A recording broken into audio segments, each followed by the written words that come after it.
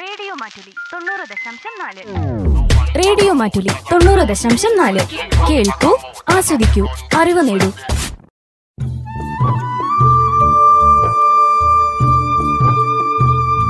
ക്ഷീരവാണി. ക്ഷീര കർഷകർക്കായി റേഡിയോ മാറ്റുലി ഒരുക്കുന്ന പ്രത്യേക പരിപാടി ക്ഷീരവാണി.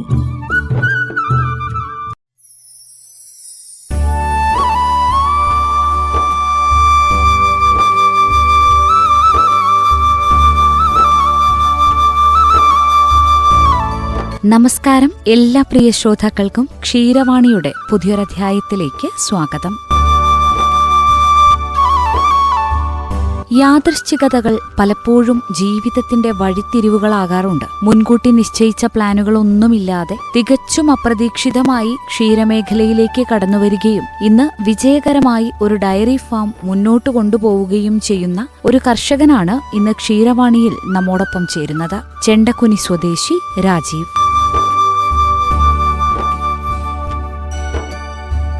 ചെണ്ടക്കുനിയിൽ തന്റെ വീടിനോട് ചേർന്ന് ഡയറി ഫാം നടത്തുന്ന രാജീവിന്റെ ക്ഷീരമേഖലയിലെ അനുഭവങ്ങളെക്കുറിച്ചും പിന്നിട്ട നാൾവഴികളെക്കുറിച്ചും കേൾക്കാം ഇന്നത്തെ അധ്യായത്തിലൂടെ.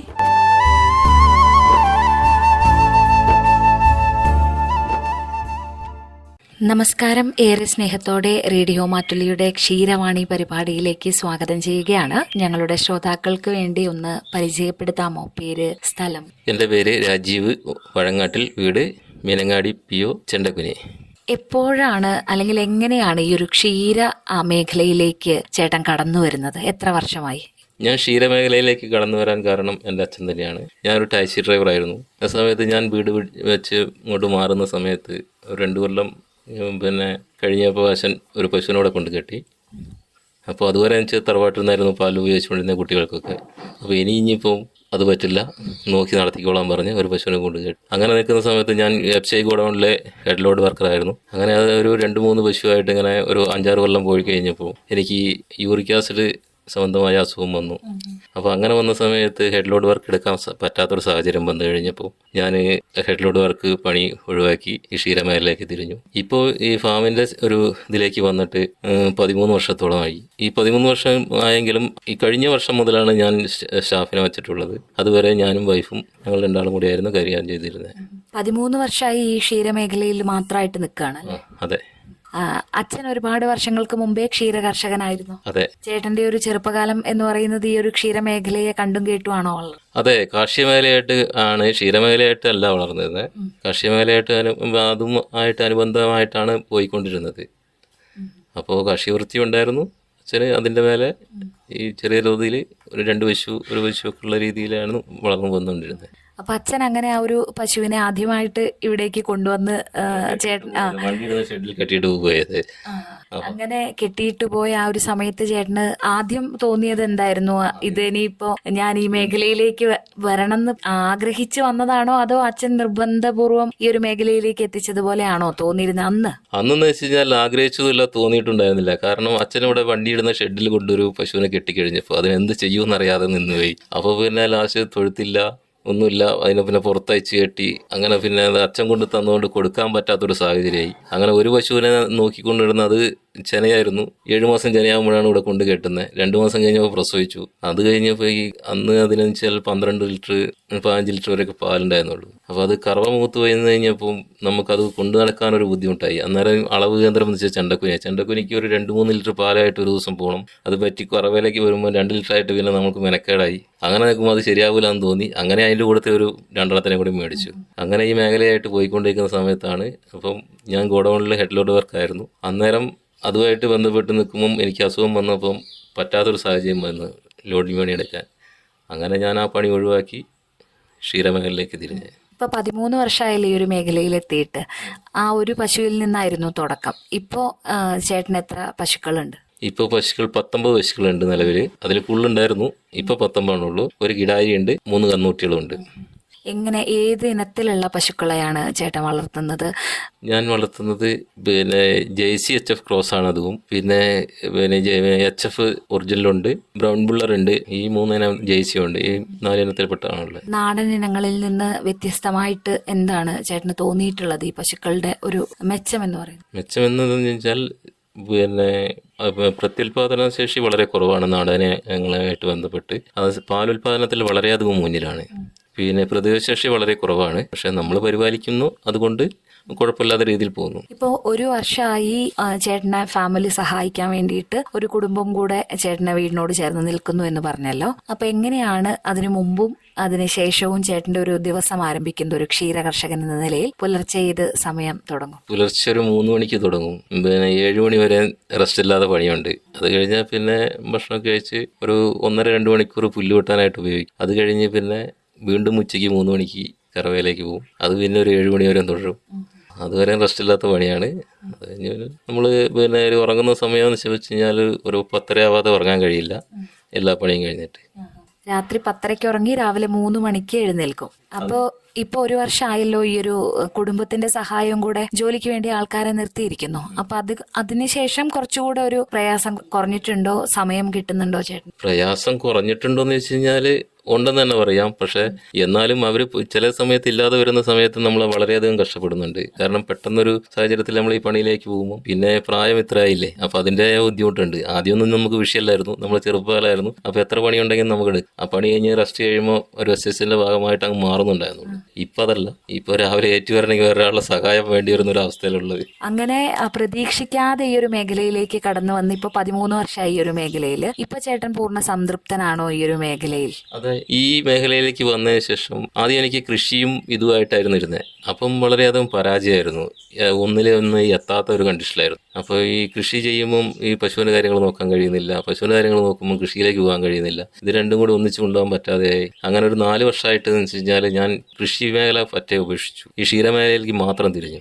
അന്നേരം വലിയ കുഴപ്പമില്ലാതെ വിജയത്തിലേക്ക് വന്നു. എങ്ങനെയാണ് ഒരു ദിനചര്യ എന്ന് പറയുന്നത്? രാവിലെ എഴുന്നേൽക്കുമ്പോൾ മുതൽ പശുക്കളെ എങ്ങനെയൊക്കെയാണ് ചേട്ടൻ നോക്കാറുള്ളത്? രാവിലെ എണീറ്റ് കഴിഞ്ഞാൽ വന്ന് ആദ്യം തന്നെ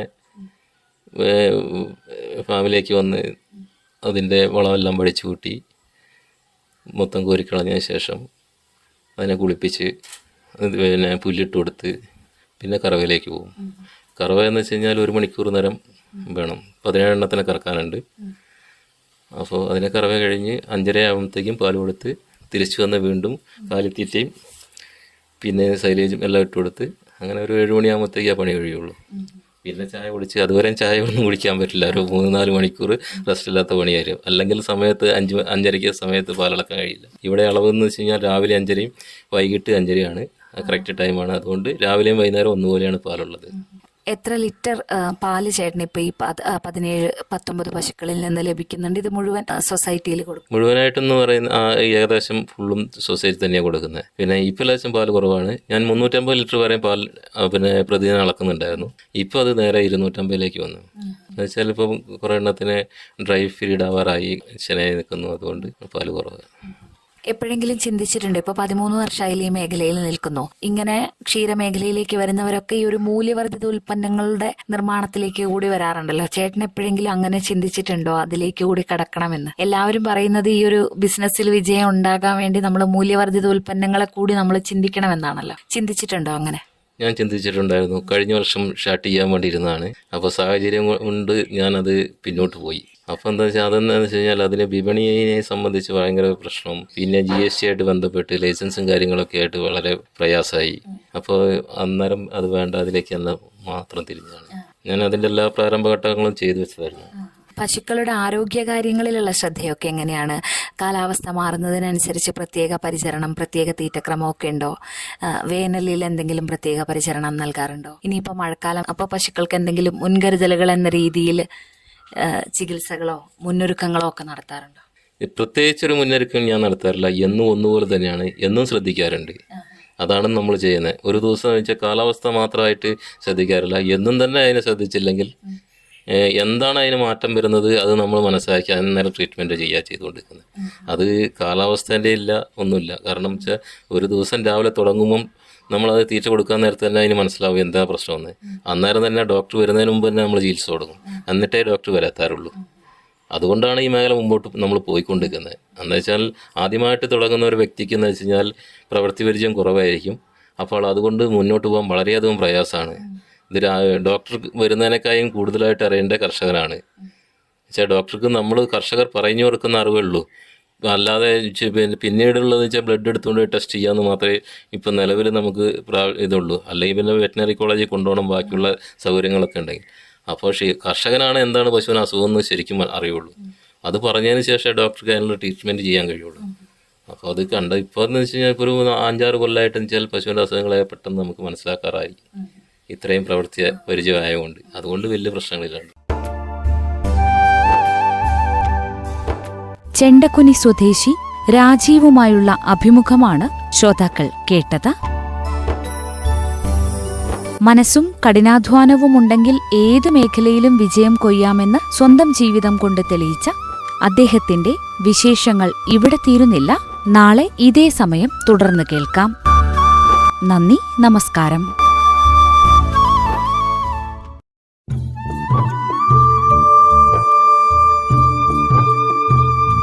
ക്ഷീരവാണി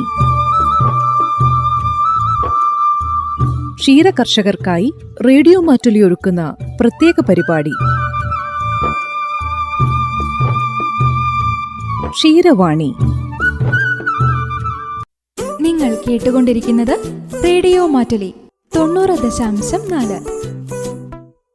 കേൾക്കൂ, ആസ്വദിക്കൂ, അറിവ് നേടൂ. റേഡിയോ മാറ്റുലി, മാറ്റത്തിന്റെ ശംഖുലി.